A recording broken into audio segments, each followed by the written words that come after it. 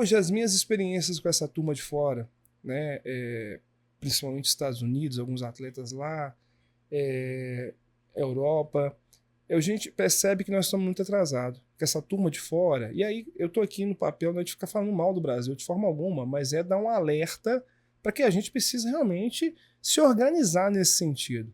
Os caras estão muito à frente da gente nesse aspecto. Muito. Você pega uma atleta melhor do mundo da ginástica, a Simone, ginástica americana, que na Olimpíada passada ela estava com vários conflitos e ela teve a hombridade de parar e falar, não vou participar. Coragem de enfrentar, de apontar algumas pessoas e tal. Agora, quantos outros com talento ficaram no caminho? Quantos outros atletas? Como no Brasil também, quantos outros atletas que não conseguiram suportar a pressão, não conseguiram, na verdade, administrar todos esses conflitos, que não tinha um pai, não tinha uma mãe, ou às vezes tinha um empresário, vamos dizer assim, que só queria realmente explorar e vão perdendo a oportunidade de modificar o futuro. Eu falo com todos os atletas que eu trabalho, que já trabalhei. Eu falo assim, olha, primeiro, você está num projeto que normalmente não é só seu. Você está sonhando e outras pessoas sonham com você.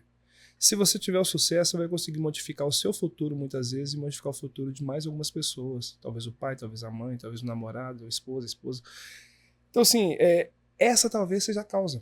Que muitas vezes não fica muito claro, porque, na verdade, esse atleta ele vai caminhando muitas vezes nesse mundo que a gente vive hoje da ostentação, né? As pessoas começam a ver de fora e começam a entender que a vida é só glamour, né? Mas não é. Para ele chegar, ele sofre dificuldades. Para ele chegar, na verdade, no ápice, ele precisa estar todo paramentado. Isso requer dinheiro, requer investidores. E as pessoas de fora, olha, só aponta, na verdade, quando a pessoa falha. Só aponta para a queda. Eu falo constantemente com os atletas que eu trabalho. Nas mais diversas áreas e modalidades esportivas. Eu estou falando de vôlei, eu estou falando de futebol, eu estou falando de lutas, eu estou falando de tudo. Esse atleta hoje, principalmente o atleta brasileiro, primeiro que tem que nadar realmente contra a maré, o tempo todo. O tempo todo. Por quê? Quando ele está, na verdade, no campo de atuação dele, que é a área que ele gosta, que ele curte, ele tem inúmeras dificuldades do sistema que realmente só quer explorar. À medida que o tempo vai passando, a gente tem uma visão que deveríamos, na verdade, ter uma vida mais facilitada. Porque o atleta deveria realmente focar naquilo que ele faz. Se eu tenho um atleta que pensa realmente o quê? Ele tem que treinar, descansar e se alimentar, que essa é a profissão dele.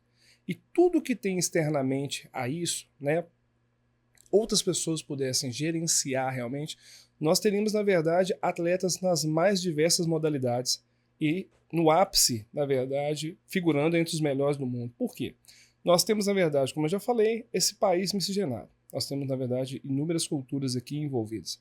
Segundo, ainda temos um repertório motor, porque essa criança ainda é mais estimulada do que a maioria das civilizações.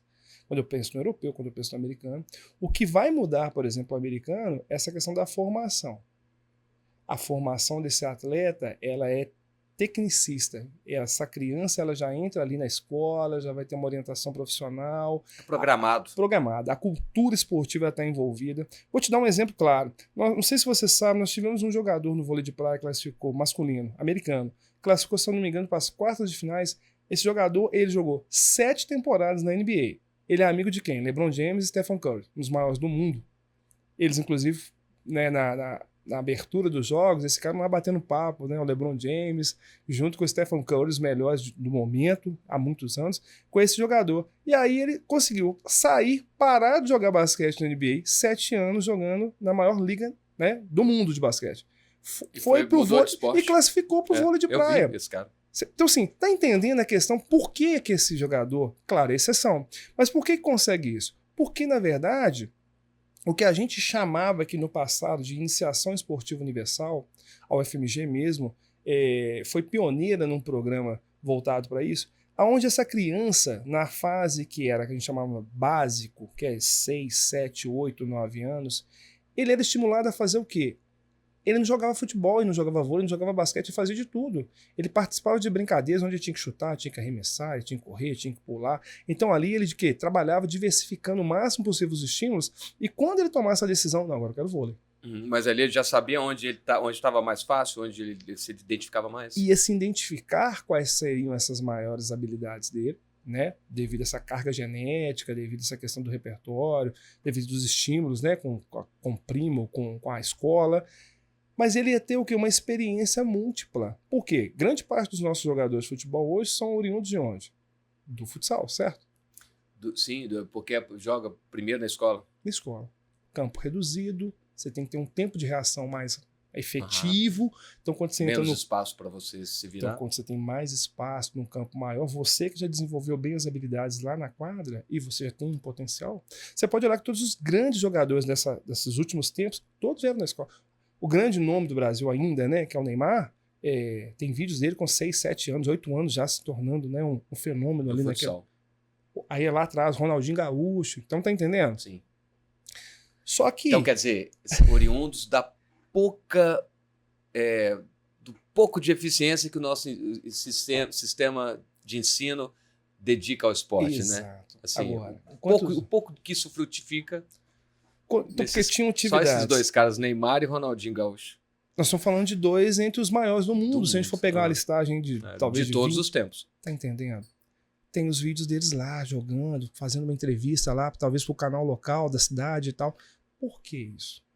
Porque foi ofertado minimamente uma condição dele jogar. E aí, alguém com uma certa competência, opa, esse atleta é diferente, né? Vou indicar ele pro Santos, vou indicar ele para tal clube.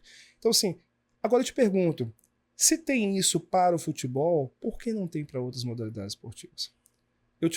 Eu falo uma listagem de atletas que foram descobertos com uma idade já avançada. Porque, às vezes, ele tem uma idade, uma altura mediana, talvez. Aí, quando chega ali com 12, 13 anos, ele dá o famoso estirão. Caramba, cresceu pra caramba. Por que você não joga vôlei, joga basquete? Mas tá com 13, 14 anos. Para iniciar agora uma modalidade, se tivesse desenvolvido isso independente da altura, eu quero jogar basquete, tem 1,5 m de altura, não tem problema. Tem os caras que conseguem. Sim. Agora, compensam isso, né, exato, com outras habilidades. Com outras. Agora, se ele tem realmente essa condição de treinar, de jogar, e depois realmente tem esse famoso estirão, talvez poderia ser um jogador, né?